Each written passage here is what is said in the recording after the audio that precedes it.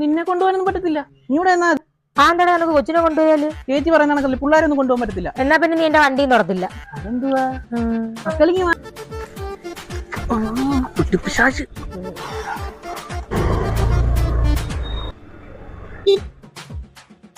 ഇങ്ങോട്ടാ നടന്നു പോന്നെ? അല്ല, ഞാൻ വന്നിട്ട് കുറച്ചു നേരമായി, അതുകൊണ്ട് തന്നെ കാണുന്നു. ശരി, അത്രേ ഉള്ളൂ. അപ്പൊ മോളെ എവിടെ പോകുന്ന? ഞാൻ അവന്റെ കൂടെ കറങ്ങാൻ പോവാ. എടി ഒരു മിനിറ്റ്, കൊച്ചിനെ ഒന്ന് പിടിച്ചേ. ചെല്ലു ചേച്ചി എടുത്തേല്. എന്നെ പിടിച്ചേ.